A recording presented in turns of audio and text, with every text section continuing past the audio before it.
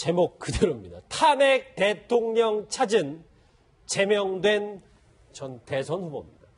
이 새누리당에서 제명을 당한 전 대선 후보 조원진 의원이 친박계 의원들 중 가운데는 처음으로 오늘 박 전 대통령 재판을 찾았습니다. 오늘 모습 화면으로 보시죠.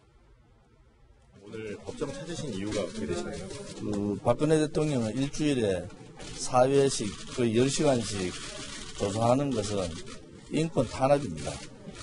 인권 탄압의 현장을 좀 직접 좀 보려고. 법정에서 지지자분들이 사안을 키웠다고 해서 이제 재판부가 퇴장하는 경우도 있고 하는데 가능하면 그래 안 했으면 좋겠지만은 얼마나 억울하면 그렇겠어요. 네, 굉장히 오랜만에 보는 얼굴인데 방청석에 앉아서 박근혜 전 대통령이 피고인석에 들어서자 이렇게 가볍게 인사를 했다고 하더라고요. 박 전 대통령은 쳐다보지 않았다고 합니다.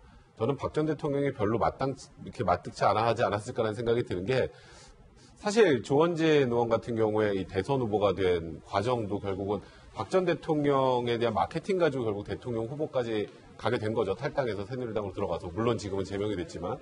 그런 의미에서 이렇게 크게 기뻐하진 않았을 거라는 생각이 드는데 아까 조원진 의원이 들어가면서 했던 얘기들 중에 사실 저런 얘기는 좀 안 하셨으면 좋겠다는 생각이 드는 게 이게 구속기간이 정해져 있는 상황에서 재판을 진행하다 보면 사실 재판을 일주일에 4번, 5번 하는 경우도 간혹 있습니다. 이게 집중심리주를 통해서.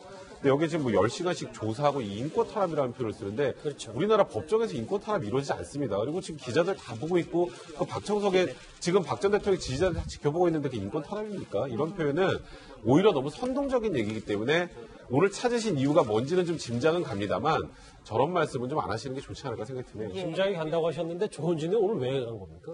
글쎄 이제 본인이 아마 이제 사실 재판이 진행되면 제가 볼 때는 아마 처음에 이 친박들이 좀 예전에 그 삼성동 집에는 좀 갔지 않습니까? 그렇죠. 근데 재판이 진행되면서 예전에 청와대에 계셨던 한강호 실장이라든지 이런 수석분들은 많이 찾아갔어요, 재판에.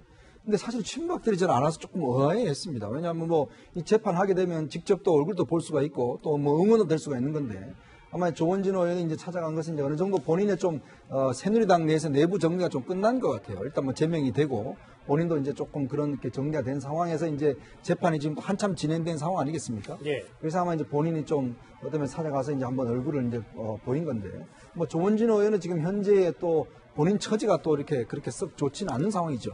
사실 무소속으로 돼서 지금 혼자 있는 그런 상황이고 당에서도 제명이 된 상황이고 여러 가지 어려운 점들이 많은 상황에서 일단 좀 격려차 방문한 것이 아닌가 이렇게 보십니다. 그렇죠. 오늘 방청석에는 보셨던 것처럼 조원진 의원이 있고 재판에는 증인으로 김성우 전 청와대 홍보수석이 출석을 했습니다. 예. 오늘 재판에서 김 전 수석이 어떤 이야기를 할지 관련 목소리 한번 먼저 듣고 오겠습니다. 최순실은 증인에게 김성우를 만나서 정치적 성향이 어떤지 좌파적 성향은 없는지 청와대 홍보수석을 맡을 의향이 있는지 등을 알아보라고 말한 사실이 있죠. 네, 있습니다. 그래서 증인이 송성각을 통해서 김성우와 만나게 했고 청와대 홍보수석을 맡을 의사가 있는지 확인한 다음 이를 최순실에게 전달하였죠. 네, 있습니다. 이후 김성우는 청와대 홍보수석으로 임명이 되었죠. 네, 그렇습니다. 33.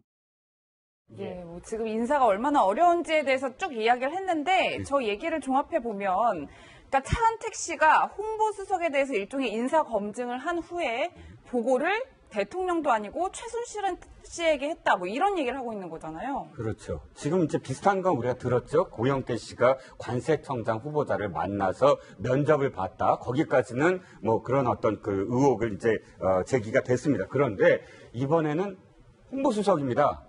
홍보수석이 뭐죠? 그러니까 청와대에서 그야말로 그 정부의 이 홍보, 이미지와 관련한 커뮤니케이션에 총 책임을 지는 그런 자리인데요.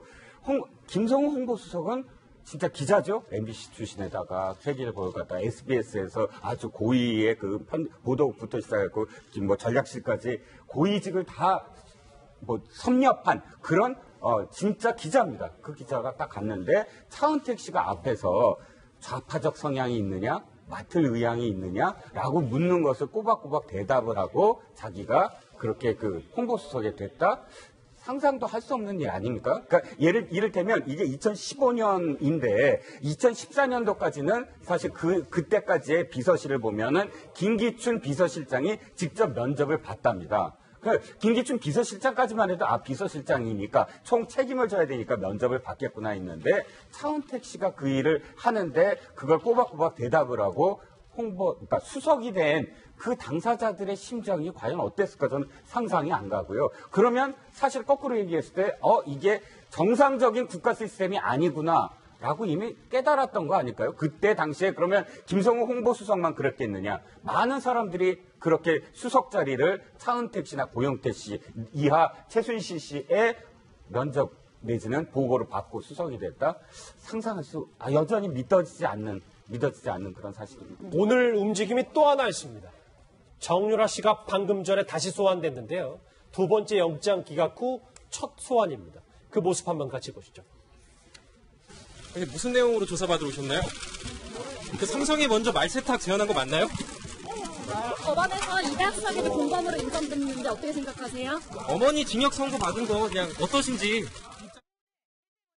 예, 백 변호사님 일절 답 없이 이제 검찰로 들어가는 모습인데 어떤 의미라고 봐야 될까요? 사실 검찰이 굉장히 고민을 많이 하고 있는 것 같아요. 그러니까 아직 조사가 다 끝나지 않았다는 의미는 하나 있죠. 저번에 보시면 아시겠지만 정유라가 덴마크나 독일에서 썼던 편지들 내용을 보면 우리가 알고 있던 철부지 정유라가 아니라 굉장히 치밀하게 거의 저는 변호사가 쓴 서면이라고 생각할 정도의 내용까지 한국에 돌아가는 사정을 다 알고 있었다는 사정을 종합해 보면 검찰이 지금 정유라 본인의 혐의도 혐의지만 관련해서 그 박근혜 전 대통령이나 최순실하고 관련된 내용도 추가로 조사가 필요하다는 생각을 하고 있는 것 같고요.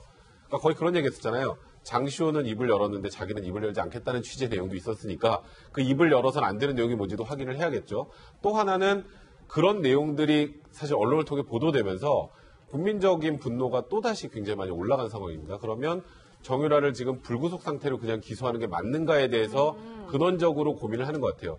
사실 영장이 2번 기각되고 3번째 청구하는 건 저도 거의 본 적이 없거든요. 근데 그 정도가 되려면 무언가 엄청나게 새로운 증거, 그러니까 구속을 필요로 하는 사유들이 드러나야 되는데 그렇겠죠. 그런 부분들을 확인하기 위한 작업이라는 생각도 들고 또 마지막으로는 사실 덴마크 당국하고 협의가 되지 않으면 그 당시에 범죄인도 청구할 때 기재했던 범죄 사실이 그러니까 이대 학사 비리, 그다음에 청담고 비리, 그다음에 그 범죄 수익 은닉에 관한 법률 위반 정도였는데 외국환 관리법 위반이나 뇌물죄 공범으로 영장을 청구하기 위해서는 덴마크 당국의 이제 승인이 필요하거든요.